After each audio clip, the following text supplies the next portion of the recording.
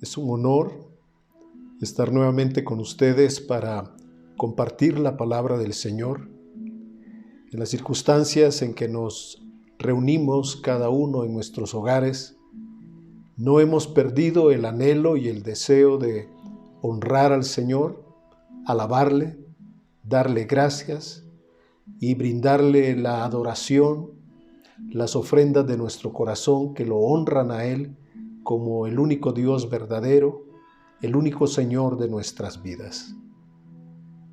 Tengo este momento para compartirlo con ustedes. Mi saludo, mi respeto, mi cariño y el de toda mi familia para con cada uno de ustedes. Les bendecimos, oramos que Dios les guarde de todo mal, de toda plaga, que Dios guarde sus vidas y a la vez Dios cumpla en momentos así su buena, su perfecta voluntad.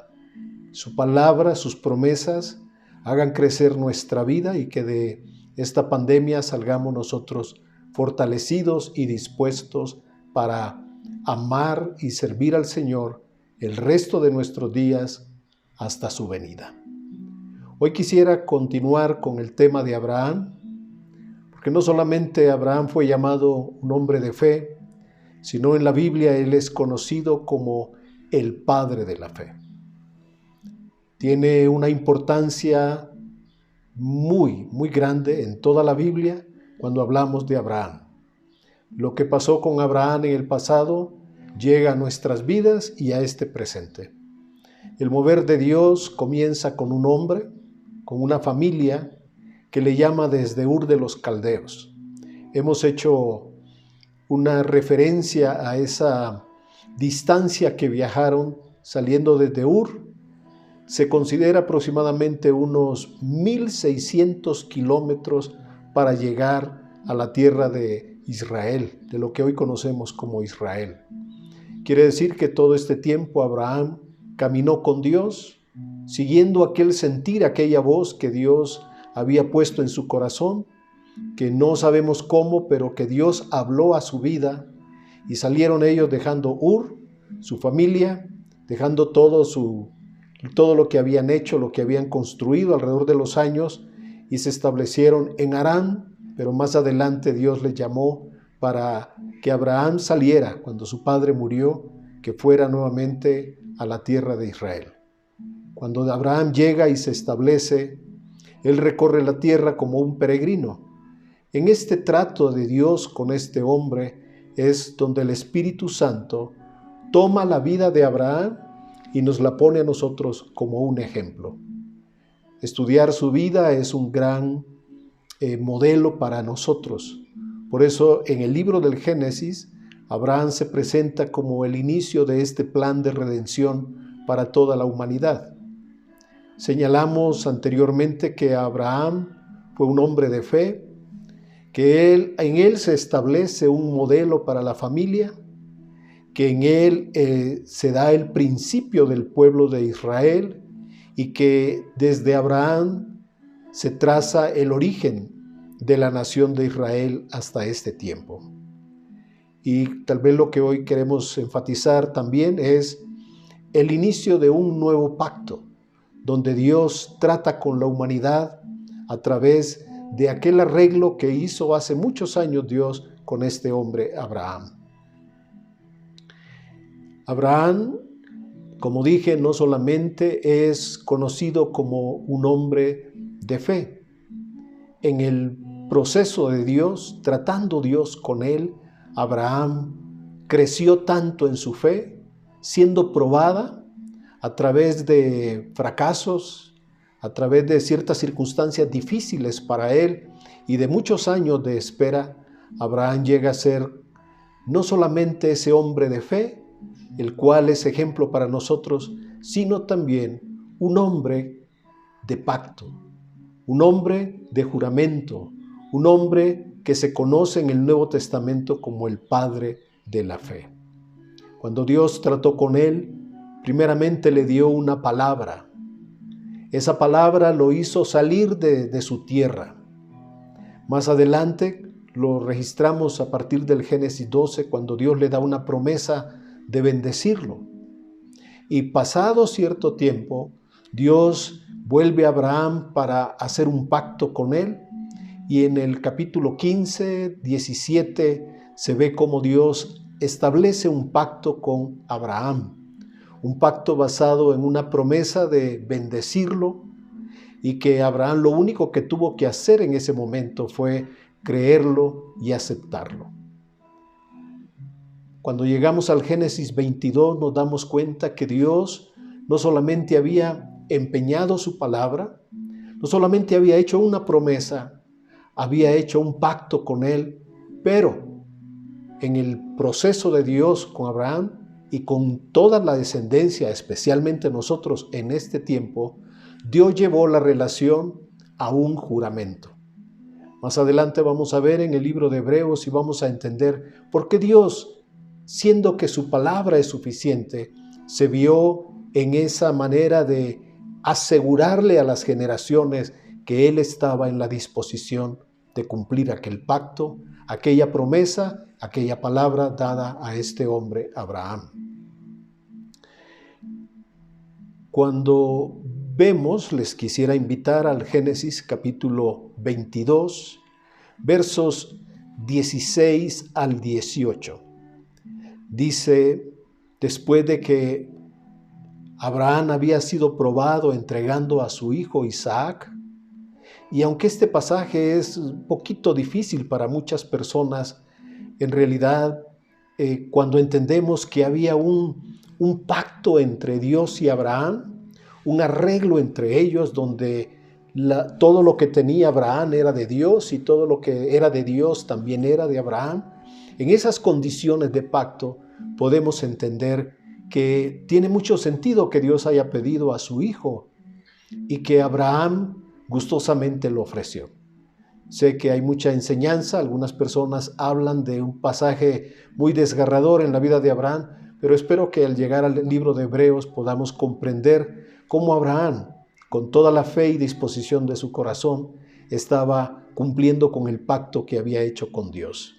En esta parte dice del versículo 16, Génesis 22, 3 versículos hasta el 18, empezando el 16 dice así: por mí mismo he jurado.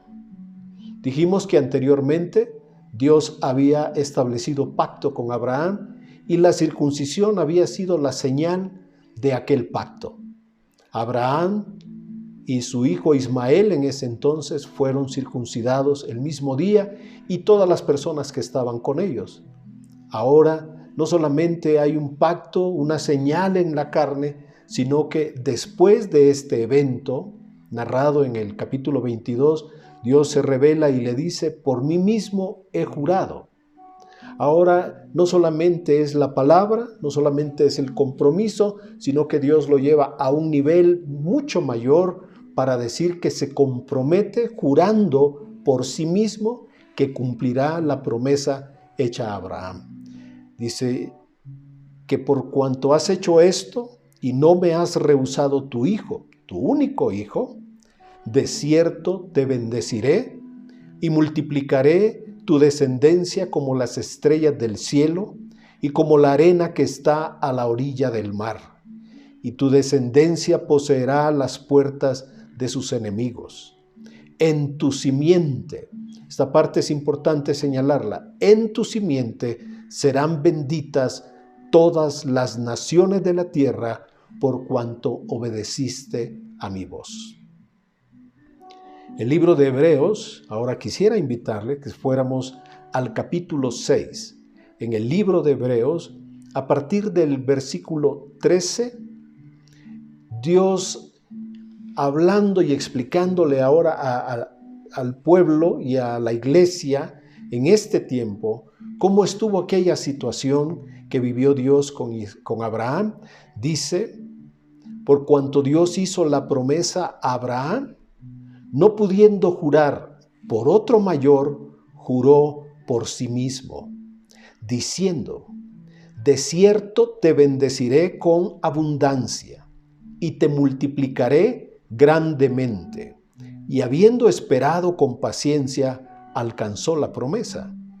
porque los hombres ciertamente juran por uno mayor que ellos, y para ellos el fin de toda controversia es el juramento para confirmación. Y dice acá, versículo 13, no pudiendo jurar por otro mayor, juró por sí mismo. Y el verso 17, en adelante hasta el 20, dice, por lo cual, y aquí encontramos la razón por la que Dios quiso llevar aquella promesa, palabra, pacto, a un nivel de compromiso eterno que era el juramento. Dice, queriendo Dios mostrar más abundantemente a los herederos de la promesa la inmutabilidad de su consejo, interpuso juramento, para que por dos cosas inmutables, en las cuales es imposible que Dios mienta, tengamos un fortísimo consuelo los que hemos acudido para asirnos de la esperanza puesta delante de nosotros, la cual tenemos como segura y firme ancla del alma y que penetra hasta dentro del velo, donde Jesús entró por nosotros como precursor, hecho sumo sacerdote para siempre, según el orden de Melquisedec. Dios quiso no solamente asegurarle a las futuras generaciones, a la descendencia, a los hijos espirituales de Abraham, a la raza que provenía de él, sino a todos nosotros. Quería asegurar que la palabra que él había dado era cierta. Por eso dice el versículo 18, dos cosas inmutables. Siempre he tratado de entender este pasaje y lo que veo es que la palabra y la promesa, Dios la llevó a otro nivel, al nivel de un pacto donde se establece un acuerdo entre Dios y Abraham, y ahora no solamente en las bases de un pacto, sino Dios multiplica este evento para llevarlo al hecho de hacer juramento para asegurarle a Abraham y a toda la descendencia que Dios estaba en la disposición de cumplir el pacto. Esto tiene mucha importancia porque Jesús viene para cumplir el pacto. Cuando Jesús viene a la cruz y muere por nosotros, es en el cumplimiento de aquel acuerdo que estableció Dios con Abraham. Abraham fue bendecido grandemente de muchas maneras. Se pudiera, al estudiar su vida, descubrir que hay cosas que son como para corregirlas y que nosotros pudiéramos decir, bueno, él es como cualquiera de nosotros. Sin embargo, Dios a través de Abraham empieza una línea para establecer y definir cómo desea Dios que sean los hogares. Dice que a pesar de los conflictos y a pesar de los errores que cometió Abraham, si leemos su vida en el libro del Génesis, nos damos cuenta que en una ocasión, al haber hambre en la tierra, viajaron a Egipto. Y Abraham tuvo que mentir y asegurar que ella era su hermana para salvar su vida. Nosotros pudiéramos condenar ese evento, sin embargo, eso fue lo que pasó. Dios tiene interés de enseñarnos cómo fueron las cosas para que nosotros aprendamos. El faraón en ese entonces libró a Abraham, prácticamente lo corrió, Abraham regresó, pero ahora con una multiplicación de todos sus bienes. Abraham después se ve involucrado en tener un hijo con la esclava Agar, que habían traído precisamente de Egipto. Y nace Ismael y da origen al pueblo árabe y a todos los conflictos que hoy nosotros vemos que Israel enfrenta. Pero hay un secreto en la vida de Abraham por el cual Dios lo señala como un hombre que asegura continuará en las condiciones del pacto con toda su descendencia. Vamos al libro del Génesis, al capítulo 18. Nuevamente el Génesis, en el inicio de todas las cosas, nos ilustra en este versículo 19, donde con toda claridad Dios dice estas palabras de Abraham. verso 19. Porque yo sé que mandará a sus hijos y a su casa después de sí. Quiere decir que Abraham tendrá el cuidado de enseñarle primero a sus hijos y después a su casa, a la descendencia que habrá. Abraham viene a sentar las bases de una relación de Dios con la familia, donde él y todos los que van a venir después, Abraham está enseñando, asegurando que sus descendientes caminen agradando a Dios. Es el papel del hombre que en el Nuevo Testamento es llamado por Dios cabeza del hogar.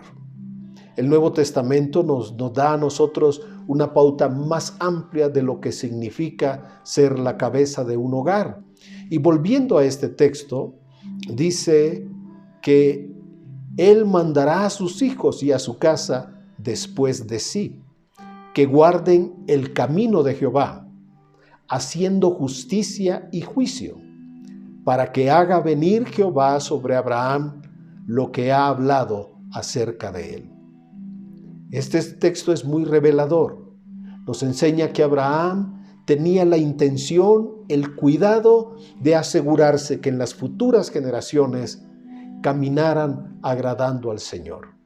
Esa palabra mandar en el hebreo da la idea de constituir, de ordenar, de designar, de encargar, de encomendar, de establecer, de gobernar, aún de imponer, de intimar, de mandar, ordenar, prescribir, prohibir y recomendar.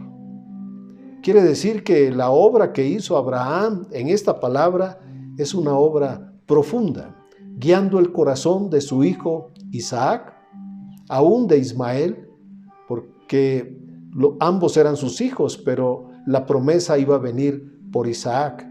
Pero el Señor lo pone en el verso 19 que Él mandará a sus hijos, por eso está incluido Ismael. Esta palabra entonces habla de una variedad de acciones, de actos en los cuales Abraham quería asegurarse que sus hijos, nietos y toda la descendencia según la promesa caminaran amando al Señor y haciendo su voluntad, haciendo justicia y juicio, como dice el versículo 19. Lo que comienza con Abraham en el Nuevo Testamento, el apóstol Pablo, es usado para describir el hogar cristiano. El hogar donde el hombre, no porque él se promueva a sí mismo, sino porque Dios le manda. Dios demanda al hombre que ocupe un lugar como cabeza de su hogar. Todo hombre cristiano debe asumir este papel con valor y con la dignidad con que Dios está llamando a los hombres a ser cabeza del hogar. No quiere decir de ninguna manera que esto le dé al hombre una posición de abuso, una posición donde explote a su familia, obtenga beneficio egoísta, personal, sacando provecho de su esposa o de sus hijos. Más bien entendemos que ser cabeza en el modelo del Nuevo Testamento es ser como Cristo para amar a su familia, amar a su esposa, servir a sus hijos y ser el apoyo, la guía, el pastor de este pequeño rebaño.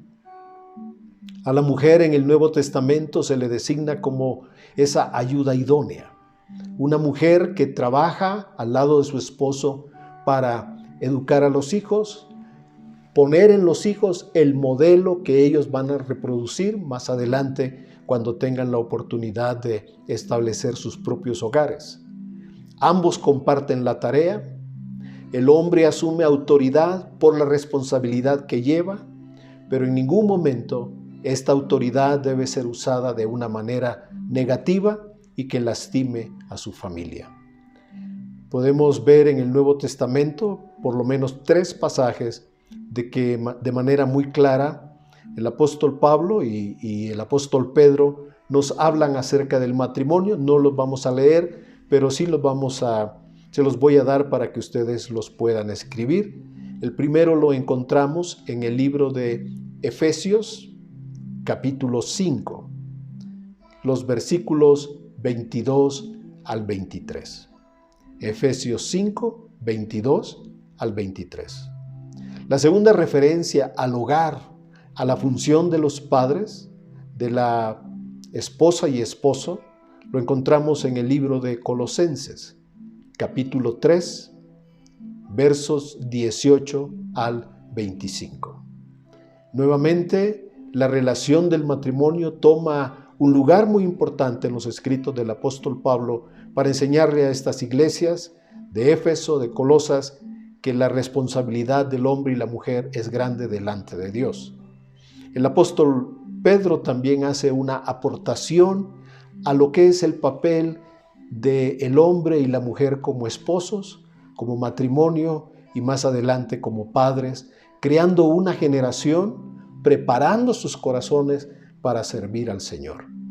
En Pedro tenemos la cita en el capítulo 3, de los versículos del 1 al 7. Todos coinciden en que la mujer se sujete, respete a su marido, pero también que el marido trate bien a su esposa, que la ame como Cristo amó a la iglesia, que sea un siervo para honrarla, santificarla y apoyarla en el crecimiento espiritual de ella como de sus hijos. Con Abraham inicia un modelo de hogar que es el que Dios desea. En aquel entonces había muchos matrimonios, pero Dios comienza con Abraham un modelo que es ejemplar para nosotros. Decimos también que con Abraham se inicia un pueblo.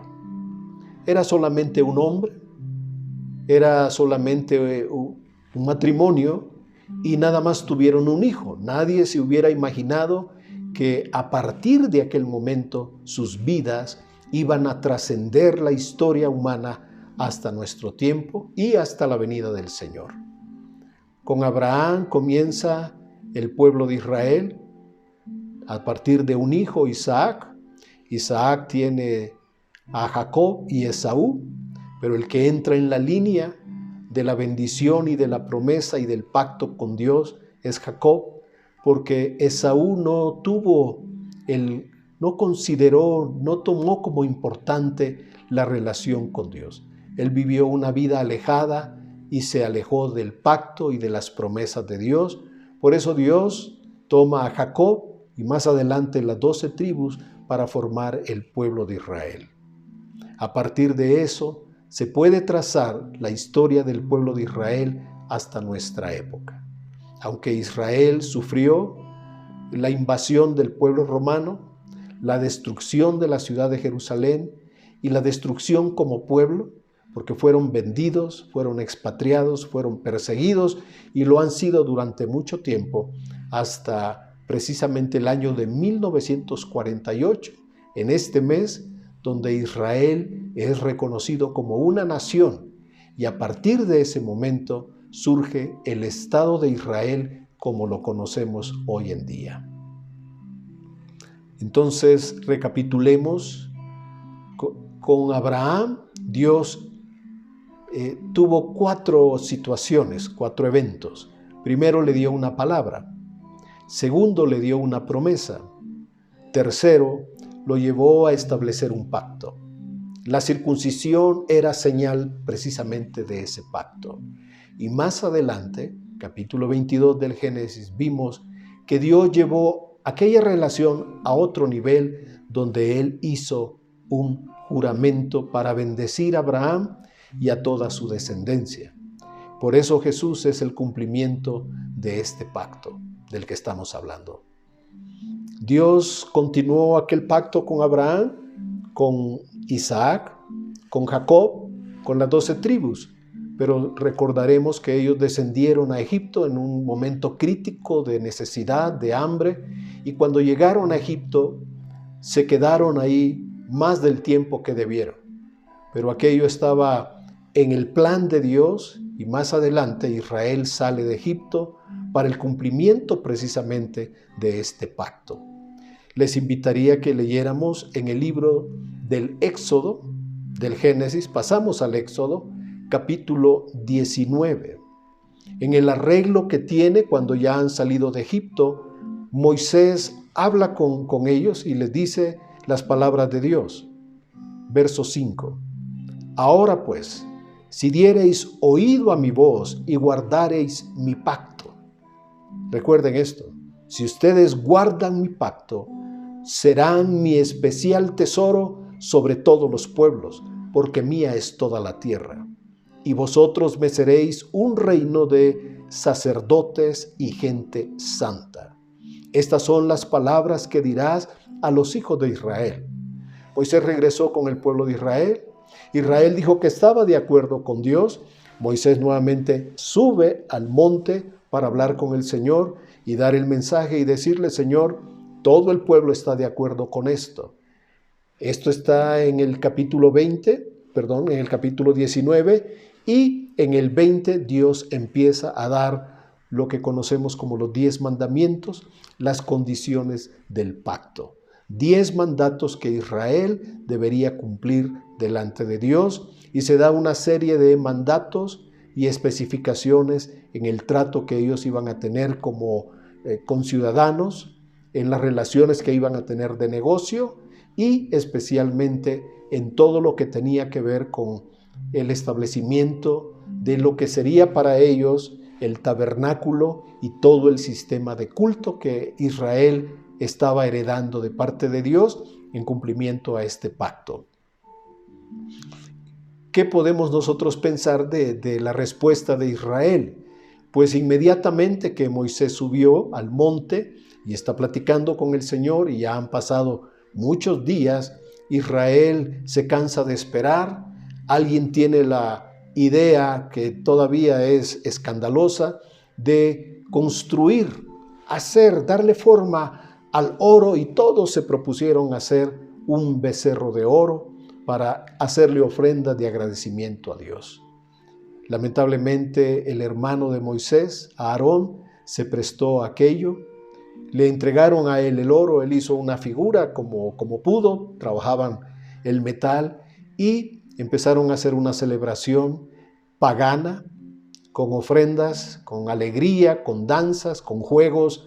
Según ellos estaban honrando a Dios. Dios le dice a Moisés que regrese. Nosotros conocemos un poco de esa historia. Este hombre regresó molesto, enojado, rompió las tablas, deshizo el becerro y comenzó nuevamente a restablecer la relación con Dios. Subió a pedir misericordia y vio que el pueblo pues no tenía ese corazón para seguir a Dios. Fue a pedir misericordia y el pacto se renovó nuevamente. Lo que pudiéramos señalar en el Salmo 78, que hace un resumen de cómo Israel le falló a Dios. Salmo 78, versículos 10 y 11. En esta porción dice el salmista: no guardaron el pacto de Dios, ni quisieron andar en su ley, sino que se olvidaron de sus obras y de sus maravillas que les había mostrado. Hay una porción en y luego vamos a ver otra, donde el común denominador es que Israel falló en mantenerse en las condiciones del pacto. Los siguientes versículos son del 34 al 37 de este mismo Salmo 78. Dice el verso 34, si los hacía morir, entonces buscaban a Dios. Entonces se volvían solícitos en busca suya. Y se acordaban de que Dios era su refugio y el Dios Altísimo su Redentor. Lamentablemente, dice el verso 36, que le lisonjeaban con su boca y con su lengua le mentían.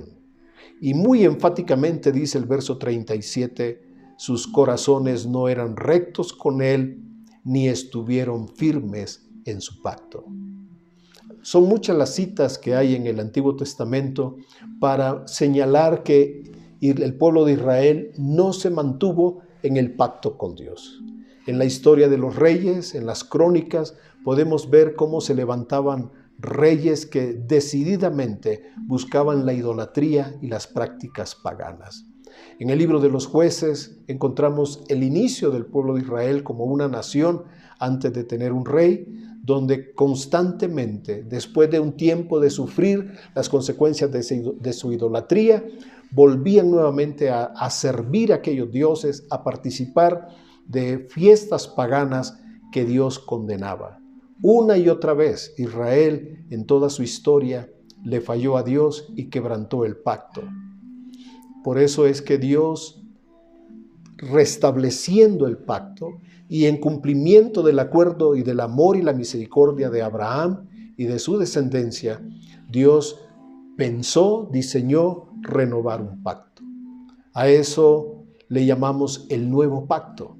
Está profetizado en el libro de Jeremías, en el capítulo 31, del versículo 31 en adelante. Jeremías, vamos a leer capítulo 31, verso 31, donde dice la Escritura de esta manera: He aquí que vienen días, dice Jehová, en los cuales haré nuevo pacto con la casa de Israel y con la casa de Judá. No como el pacto que hice con sus padres el día que tomé su mano para sacarlos de la tierra de Egipto, porque ellos invalidaron mi pacto, aunque fui yo un marido para ellos, dice Jehová. Aunque Dios fue fiel y se mantuvo en las condiciones del pacto, Israel constantemente falló en mantenerse en aquel pacto. La Escritura sigue diciendo ahora en el versículo 33 y 34. Pero este es el pacto que haré con la casa de Israel después de aquellos días, dice Jehová. Daré mi ley en su mente y la escribiré en su corazón, y yo seré a ellos por Dios, y ellos me serán por pueblo. Y no enseñará más ninguno a su prójimo, ni ninguno a su hermano, diciendo, conoce a Jehová, porque todos me conocerán, dice el Señor. Desde el más pequeño de ellos hasta el más grande, dice Jehová, porque perdonaré la maldad de ellos y no me acordaré más de su pecado. Dios prometió a través del profeta crear un nuevo pacto y con unas condiciones diferentes, porque la ley no iba a estar en una tabla de piedra, sino que el Espíritu de Dios la iba a escribir en nuestros corazones. Nosotros estamos ahora en las condiciones de este nuevo pacto. La noche que el Señor fue entregado, que nosotros conocemos, mencionamos ese evento como la Santa Cena, el Señor tomó la copa, se la dio a los discípulos y les dijo estas palabras: tomen todo de la copa, porque esto es la sangre del nuevo pacto que Dios hace con su pueblo.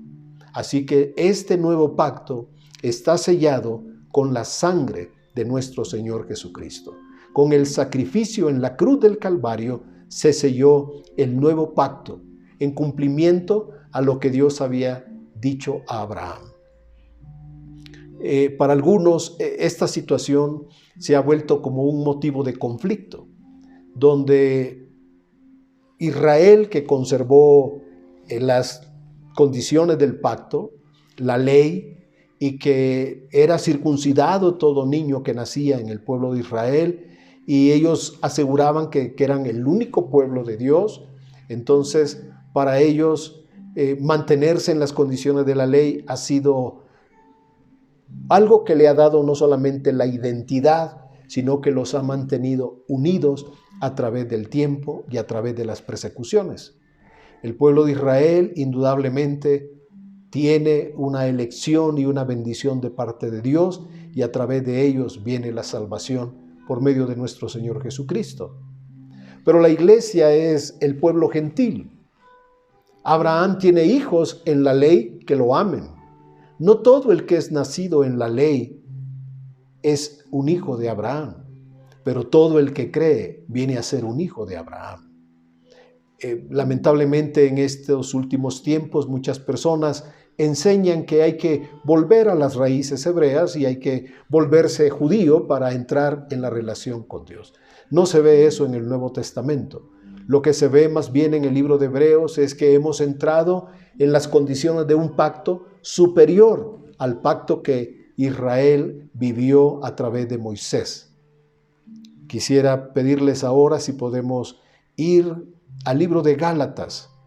Aquí tenemos una explicación en el capítulo 3, a partir del verso 15, porque al hacer un pacto, todos nosotros pensamos que el pacto no tiene un fin, que ese pacto va a ser para siempre.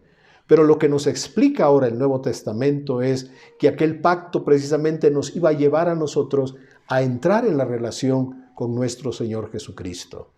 Y Pablo dice en el verso 15, Gálatas capítulo 3, hermanos, hablo en términos humanos, un pacto, aunque sea de hombre, una vez ratificado, nadie lo invalida ni le añade. Ahora bien, a Abraham fueron hechas las promesas y a su simiente. No dice a las simientes, porque recordaremos que Abraham tuvo 2 hijos, pero la promesa fue hecha para la simiente que viene por la promesa que es Isaac. Dice, no dice y a las simientes como si hablase de muchos, sino como de uno, y a tu simiente, la cual es Cristo. Esto pues digo, el pacto previamente ratificado por Dios para con Cristo, la ley que vino 430 años después no lo abroga para invalidar la promesa, porque si la herencia es por la ley, ya no es por la promesa, pero Dios la concedió a Abraham mediante la promesa. Hebreos capítulo 7, versículo 22 nos señala esta parte del pacto. Dice, por tanto, Jesús es hecho fiador de un mejor pacto. Cuando vemos el Evangelio y vemos la muerte de Jesús, entendemos que Él era el Cordero de Dios ofrecido por nuestros pecados.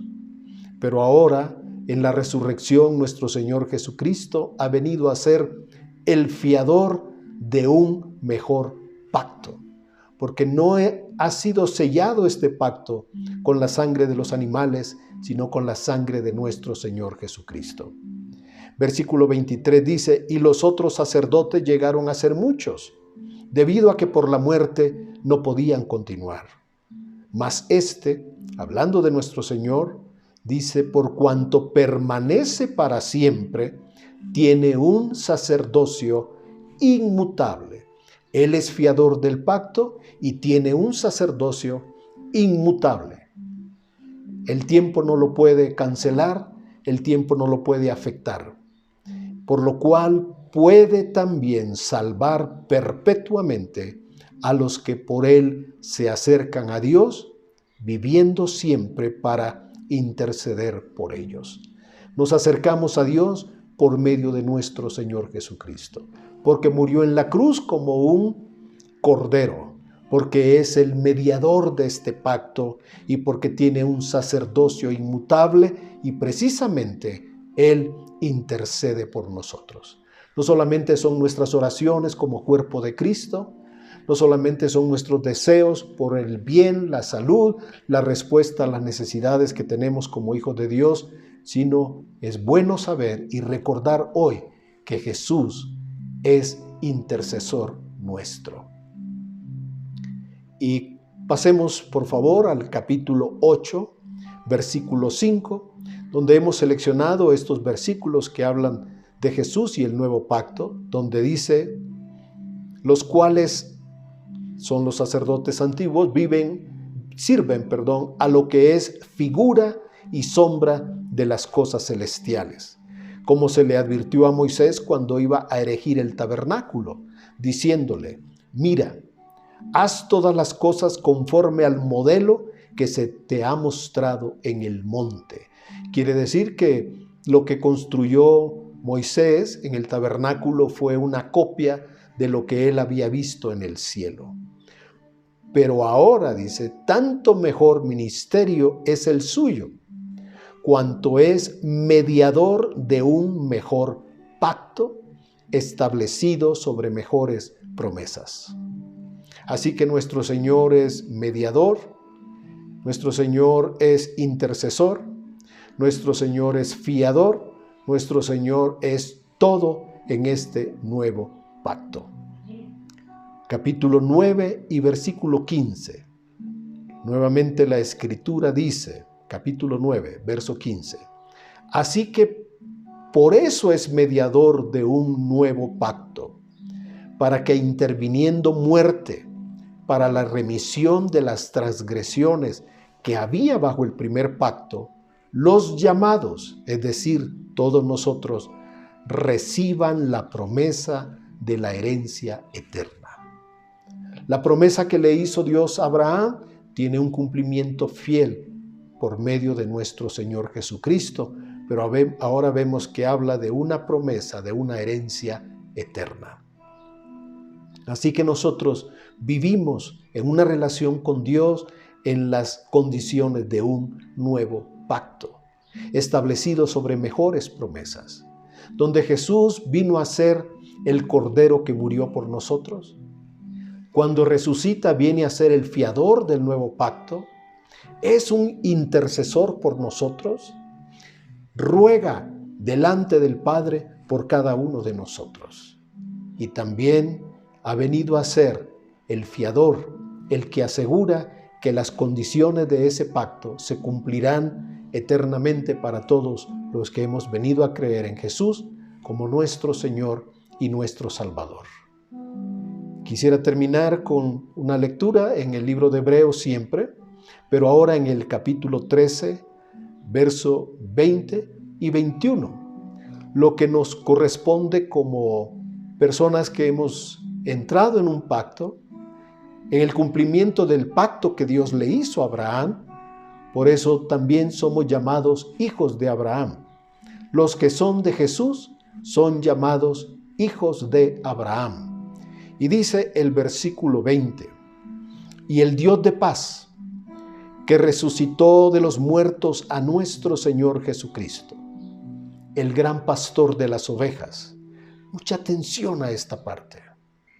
Hablando del Dios que resucitó de los muertos a nuestro Señor Jesucristo, nuestro Padre Celestial, el gran pastor de las ovejas, por la sangre del pacto eterno.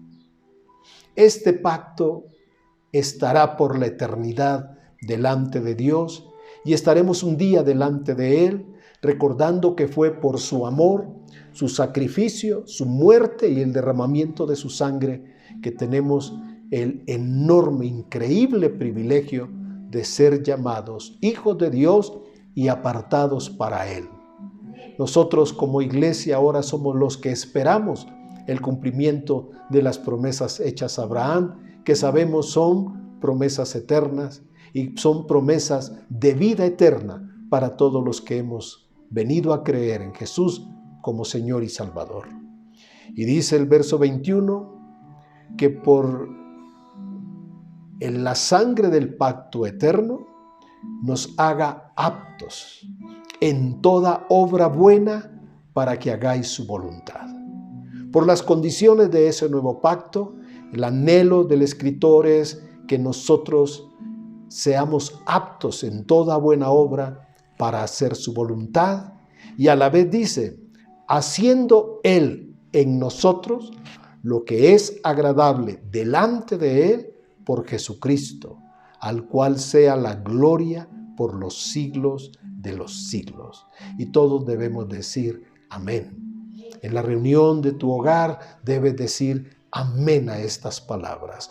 Por la sangre del pacto, que Dios nos haga aptos para toda buena obra y para que Él haga en nosotros toda su buena voluntad. Por eso la iglesia, como novia, como pueblo, como cuerpo de Cristo, debemos decir en este tiempo, amén, Señor, a toda tu buena voluntad. No nos queda sino hacer una recapitulación, cómo Dios interviene en la humanidad, cómo Dios escoge a un hombre, Abraham, cómo a través de aquel hombre que no había tenido hijos, Dios le da la promesa de un hijo. Abraham se equivoca, pero nuevamente Dios corrige el rumbo de su vida porque le va a dar un hijo por el poder de Dios, por la promesa de Dios y en las circunstancias más difíciles de esperar. Porque no solamente era viejo Abraham, sino que su esposa, recordamos, que había sido estéril. Abraham significaba padre enaltecido, pero Dios no necesita un hombre enaltecido para cumplir sus propósitos. Dios le cambió el nombre y le puso a Abraham, que viene a ser uno que es padre de multitudes, uno que va a gobernar como Dios gobierna. Y Abraham viene a ser entonces un hombre nuevo. Cuando Dios le cambia el nombre a las personas, indica que va a hacer algo nuevo con sus vidas. Las va a cambiar completamente y el pasado queda sellado atrás y ahora comenzará una nueva vida de acuerdo a este nombre nuevo que Dios pone en la vida de Abraham y ahora lo llama Abraham. Hoy el Evangelio se predica en cumplimiento de esa promesa. Hoy anunciamos al mundo que Jesús es el Hijo de Dios que murió en la cruz del Calvario por todos nosotros, para que nosotros entreguemos nuestra vida a Él. Y por la sangre de este pacto eterno, estemos dispuestos hoy a rendir nuestra vida y a decirle al Señor: Señor, hágase tu voluntad en nuestra vida, en este hogar que hoy te está adorando. Hágase tu voluntad en nuestro trabajo, en lo que hemos decidido servirte, trabajar, honrarte, en lo que es nuestra profesión, nuestra carrera. Hágase tu voluntad. Y en el resto de nuestros días, en nuestro hogar, en los futuros hogares que se formarán, en la vida de los futuros hijos, nietos, toda la descendencia que vendrá después, debemos decir, como Abraham, asegurarnos que amen al Señor, que le honren a Él, que le crean a Él, como nosotros hoy estamos creciendo en la fe, amando al Señor con la mejor disposición de obedecerle, de seguirle en este tiempo. Yo les animo, mis amados hermanos, no tenemos la oportunidad de reunirnos físicamente, pero estamos en el mismo corazón y en el mismo espíritu, para que muy pronto rogamos, suplicamos al Señor, podamos vernos, celebrar su bondad y tener la comunión física, que es importante porque dice el Salmo, recordaremos que el Salmo 133 dice: miren cuán bueno es estar los hermanos juntos en armonía, creciendo, amando al Señor, viviendo para Él, honrando, teniendo el privilegio de ofrecerle alabanza, honor, adoración, ofrendas de corazones que lo aman y que lo reconocen, que le agradecen a Él el sacrificio de nuestro Señor Jesucristo. Recordemos estas últimas palabras de Hebreos: que el Dios que es nuestro buen pastor, el que resucitó a Cristo, por la sangre del pacto eterno, nos haga aptos, aún en estas circunstancias, para toda buena obra, que vivamos para Él y que Él haga en nosotros todo lo que es agradable delante de Él. Yo sé que tenemos planes, yo sé que tenemos ideas de lo que puede ser nuestra vida en el futuro, pero yo les invito que en este momento, tú que lo estás viendo, que en esta hora que lo estás viendo, ahora mismo le digamos al Señor: pero no se haga mi voluntad, hágase la tuya. Digamos como nuestro Señor: pero no se haga mi voluntad, hágase la tuya. Porque la voluntad de Dios, te recuerdo, es buena, agradable y es perfecta. Y es lo mejor que nosotros podemos hacer en este momento de nuestra vida. Por favor, inclinemos nuestro rostro delante del Señor, pero abramos nuestro corazón. Abrámoslo ante Él y digamos que se haga su voluntad en nuestras vidas. Te invito que de todo corazón unamos nuestro sentir, nuestro espíritu, y al volvernos a ver, seamos esta iglesia unida por el Espíritu Santo que decimos: sí, Señor, hágase tu voluntad y no la nuestra. Oremos, por favor. Te damos gracias, Padre, por tener este momento alrededor de tu palabra, por tener este momento guiados y bajo la presencia de tu Espíritu Santo. Y oramos en el nombre de Jesús, ser afirmados en este nuevo pacto, porque no vivimos en el pacto donde un cordero fue sacrificado por nuestros pecados. Vivimos ahora seguros de tu amor, que Jesús dio su vida en la cruz del Calvario para perdonar nuestros pecados, para limpiarnos de toda maldad, para darnos la esperanza de vida eterna y de salvación por toda la eternidad contigo, a tu lado, en esa casa, en esa mansión, en esa ciudad que tú has preparado para los que te aman, para los que te creen, para los que te siguen. Oro en el nombre de Jesús, que todos los que estamos hoy conectados en el Espíritu, tengamos esa firme decisión de decirte a ti, Padre, hágase tu voluntad. Tengo planes, pero no quiero ser necio para imponerlos. Tengo idea de lo que me gustaría hacer, pero sobre todo, ruego que se haga tu voluntad, porque tu voluntad es buena y es perfecta. Y en esa voluntad nuestra vida prosperará y caminaremos en las condiciones de este nuevo pacto. Pedimos todo en el nombre de Jesús y lo pedimos para su gloria.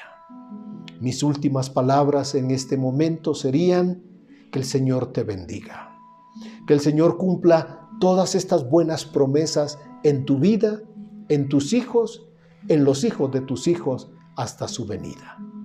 Solo te puedo decir nuestros mejores deseos y saludos como familia en el nombre de Jesús es por el bien, la misericordia y el favor de Dios en tu vida. En el nombre de Jesús. Estaremos en contacto. Hasta pronto.